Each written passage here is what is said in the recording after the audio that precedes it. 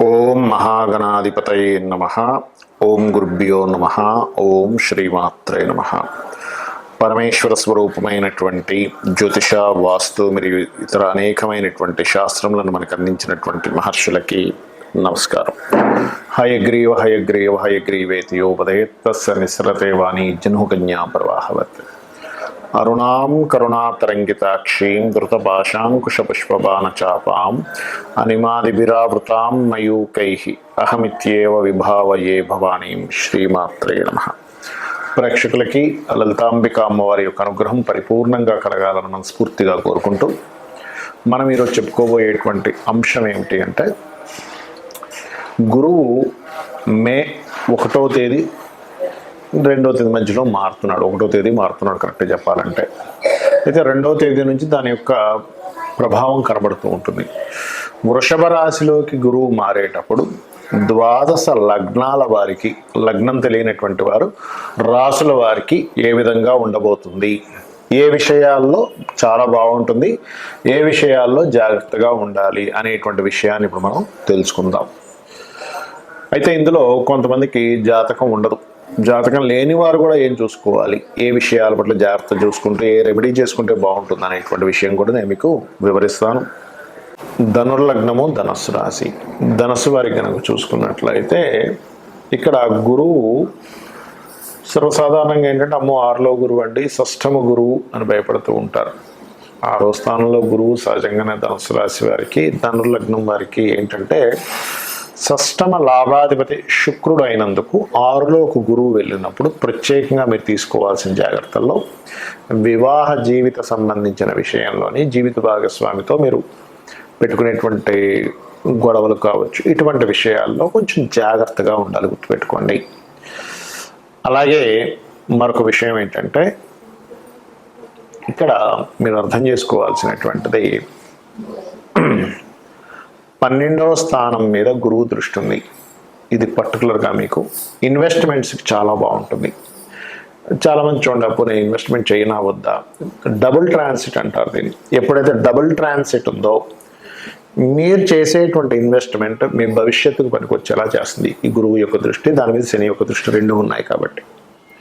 అదేవిధంగా రెండవది, విదేశాలకు వెళ్ళడానికి చేసేటువంటి ప్రయత్నం ఈ మే మాసం నుంచి May, June, July, August, September middle వరకు కూడా మీకు అనుకూలత పూర్తిగా ఉంది. మరియు దీంతో పాటు తండ్రి గారికి సంబంధించిన ఆస్తి ఏదైనా సరే కోర్టు వ్యవహారాల్లో ఉన్నా, లేనట్లయితే ఏదైనా గొడవల్లో ఉంటూ ఉంటుంది, ఒక్కోసారి అన్నదమ్ముల మధ్యని, లేకపోతే ఎవరో కబ్జా చేసుకోవడము, ఇటువంటివన్నీ కూడా ఈ సమయంలో, లేదా ఒక్కొక్కసారి చూడండి తండ్రి గారి ఆస్తి పంచుకోవడం కుదరదు, కానీ ఈ సమయంలో కొంతమందికి అప్పులు ఉంటాయి.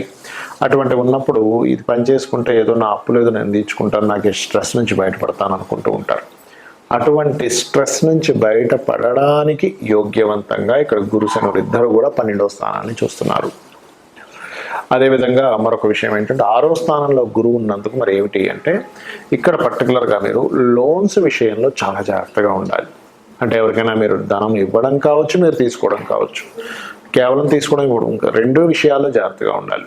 అలాగే కొంతమందికి చూడండి బాగా పొట్ట పెరిగిపోతుంటుంది, ఓవర్ ఫ్యాట్ అవుతూ ఉంటారు. ఆ ఓవర్ ఫ్యాట్ అవుతున్నాము అనుకున్నప్పుడు కూడా కొంత జాగ్రత్తగా ఉండండి. ఎందుకంటే 6వ స్థానంలో గురువు ఉన్నప్పుడు ఫ్యాట్ పెరగడం ద్వారా మనిషికి ఇబ్బంది వస్తూ ఉంటుంది. కాబట్టి ధనుర్లగ్నం వారు ముఖ్యంగా ఈ జాగ్రత్తలు తీసుకోవాలి. అయితే ఇక్కడ దశమ స్థానంలో కేతువు మీద కూడా గురువు యొక్క దృష్టి ఉన్నందుకు కాస్త లగ్నాధిపతి 6వ స్థానంలోని దశమం మీద కేతు దృష్టి ఉండడం వల్ల గతంలో ఎప్పటి నుంచో మీరు ఉద్యోగ సంబంధించినటువంటి విషయాల్లోని ఏదైతే స్ట్రెస్ ఫీల్ అవుతూ ఉన్నారో, కాస్త ఇబ్బంది పడుతున్నారో, ఆ యొక్క ఇబ్బంది ఈ కాంబినేషన్ వల్ల చాలా మటుకు క్లియర్ అవుతుంది, గుర్తుపెట్టుకోండి. ఇది మీరు అర్థం చేసుకోవాల్సినటువంటి అంశం. ఇక్కడ మరొక విషయం ఏంటంటే, దశమ స్థానంలో కేతువు ఎప్పుడైతే ఉన్నాడో మీరు ఉద్యోగ సంబంధించిన విషయంలో మీకు అనుకూలించట్లేదు అనుకోండి, మీరు చేయవలసింది ఏమిటంటే చాలా సింపుల్గా గణపతి యొక్క ఆరాధన, నవగ్రహాల్లో కేతుగ్రహం దగ్గర దీపారాధన. ఎందుకంటే 3లో ఉన్న శని ఎలాగో మీకు అనుకూలిస్తున్నాడు.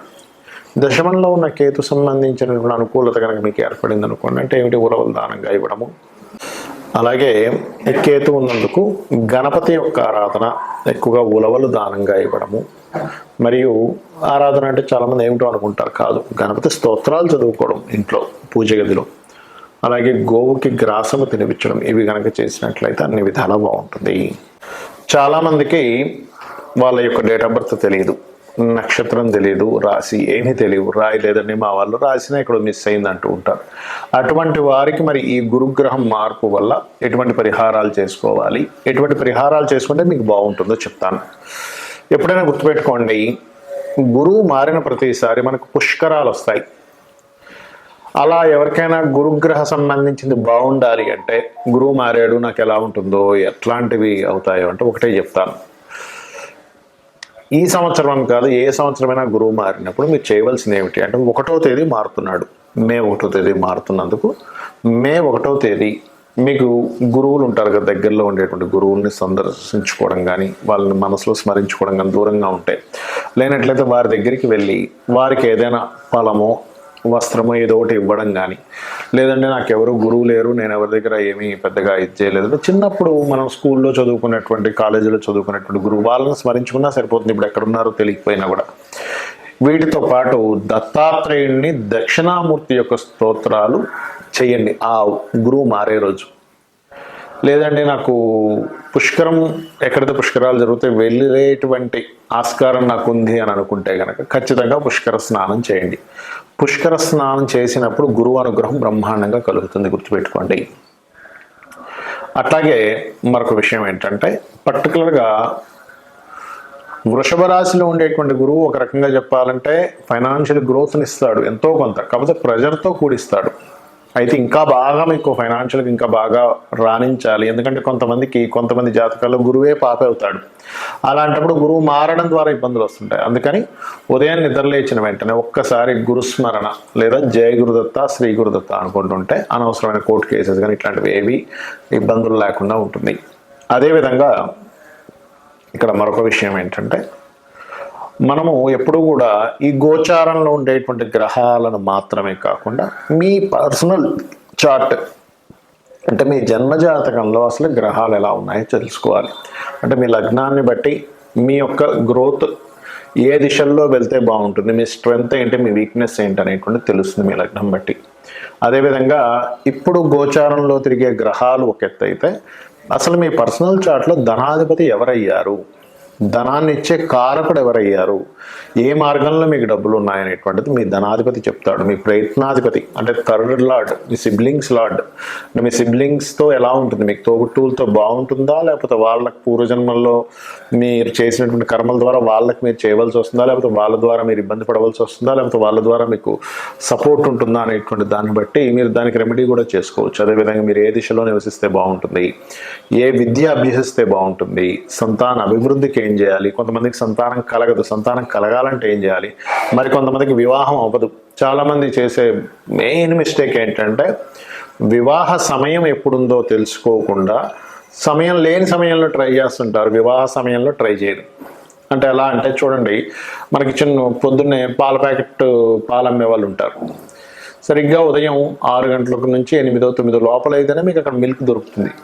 మీరు మధ్యాహ్నం పూట వెళ్ళి పాల కేంద్రానికి వెళ్ళి పాలను అడిగితే ఉండవు అక్కడ, ఎందుకు ఆ టైంలో అమ్మరు. అలాగే మనం చేసే మేజర్ మిస్టేక్ ఏంటంటే, గోచారంలో మన జన్మజాతకంలో 3 నుంచి 5 సార్లు వివాహ సమయం అనేటువంటిది యాక్టివ్ అవుతూ ఉంటుంది. ఆ 3 నుంచి 5 సార్లు ఏ సంవత్సరాలు అయిందో తెలుసుకొని పర్ఫెక్ట్గా ఆ టైంలో కనుక వివాహం చేసుకుంటే చాలా బాగుంటుంది. చాలామందికి అది తెలియక ఇన్యాక్టివ్ అయ్యే సమయంలో, అంటే అస్సలు అనుకూలత లేని సమయంలో వెళ్ళి ట్రై చేస్తూ ఉంటారు వివాహానికి. ఆ సమయంలో తిరుగుతారు, ఆ సమయంలో ఫొటోస్ పంపిస్తారు, అవతల వాళ్ళకి మధ్యవర్తికి చెప్తారు, అక్కడ అవ్వదు. సో ఇది పర్టికులర్గా మీరు తెలుసుకోవాలి, ఇది గుర్తుపెట్టుకోండి. అలాగే చాలామందికి ఉద్యోగం బాగాలేదండి, ఉద్యోగంలో నేను గ్రో అవ్వలేకపోతున్నాను, పర్టికులర్గా మీకు ఎందులో బాగుందో అందులోకి వెళ్ళాలి. అదేవిధంగా ఒక్కొక్కసారి ఉద్యోగం కాకుండా వ్యాపారం బాగుంటుంది, ఇంకొంతమందికి ఉద్యోగమే ఇక్కడ కాకుండా విదేశాల్లో బాగుంటుంది, లేదా మరి కొంతమందికి ఇన్వెస్ట్మెంట్స్ చేయడం ద్వారా డబ్బులు వస్తూ ఉంటాయి. అసలు ఏముంది మీ జాతకంలో అనేటువంటి తెలుసుకోవాలి ఎప్పుడు కూడా. అయితే మీకు ఇక్కడ సందేహం కలగొచ్చామండి, మేము మరి ఈ జన్మజాతకమే మొత్తం అంటున్నారు. మరి ఈ గోచార గ్రహాలు, ఈ గురువు మారుతున్నాడు, శని మారుతున్నాడు, ఫలానా గ్రహం మారుతుంది, ఈ గ్రహాలని కలుస్తున్నాయి, ఈ ఉగాది ఫలితాలు ఇవన్నీ ఎందుకు చెప్పుకుంటున్నాం అని మీకు సందేహం కలుగుతూ ఉంటుంది. ఇక్కడ ఒకటే గుర్తుపెట్టుకోండి, మనము తీసుకునేటువంటి నిర్ణయాలు, మన ఆలోచనలు, మన నిర్ణయాలు, మనం ఉండేటువంటి సిచ్యువేషన్స్, మన పర్సనల్ ఎంత ఉంటుందో, బయట ఉండేటువంటి గ్రహస్థితి అంటే బయట ఉండేటువంటి సిచ్యువేషన్స్ అంటే బయట ట్రాఫిక్ ఎలా ఉంది, మార్కెట్ ఎలా ఉంది అనే దాన్ని బట్టి మన నిర్ణయాల్లో మ్యాచ్ అవుతుంటాయి అవి. అంటే మీరు సరిగ్గా మార్కెట్లో పలానా ప్రోడక్ట్ అమ్ముడుపోయే సమయం వచ్చినప్పుడు మీరు ప్రోడక్ట్ తీసారనుకోండి, బాగా అమ్ముడుపోతుంది. అలా కాకుండా స్కూల్స్ స్టార్ట్ అయిపోయాయి, ఓ 2-3 నెలలు అయింది అప్పటికే, అప్పుడు మీరు స్కూల్ బ్యాగ్స్, స్కూల్ బుక్స్ అమ్ముతారంటే ఎవరు కొనరు, ఎందుకు ఆల్రెడీ కొనేసారు అప్పటికి. సో మార్కెట్లో ఏది అవసరం దానికి ఏది అమ్మాలి. ఒక దగ్గరికి వెళ్తున్నప్పుడు పలానా సమయానికి చేరుకోవాలంటే ఆ సమయంలో ట్రాఫిక్ ఎంత ఉంటుంది, ఎంత బిజీగా ఉంటుంది రోడ్స్, కాబట్టి నేను అరగంటలో వెళ్ళాల్సింది గంటన్నర పడుతుంది అనేటువంటిది. మీకు ఎంత మంచి కారు ఉన్నా, ఎంత మంచి డ్రైవర్ ఉన్నా, లేకపోతే మీరు ఒక అద్భుతంగా మీరు వెళ్తున్నా కూడా, అక్కడ అద్భుతమైన డ్రైవింగ్ వచ్చినా కూడా అక్కడ మాత్రం సిచ్యువేషన్స్, రోడ్స్ అన్ని బ్లాక్ ఉన్నాయనుకోండి, మీరు ఎలా వెళ్ళలేరో ఈ గోచార గ్రహాల ఫలితం కూడా అంతే.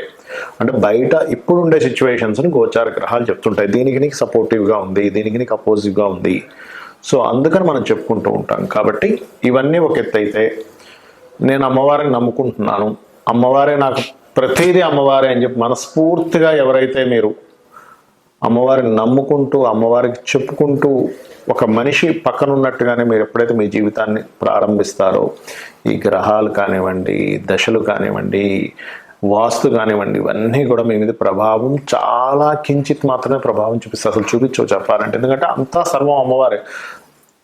రహస్యం తెలుసుకున్నారు మీరు, అంతా అమ్మవారే, నేను అందులో భాగం అని రహస్యం తెలిసిపోతే ఏ దోషం మీకు ఉండదు.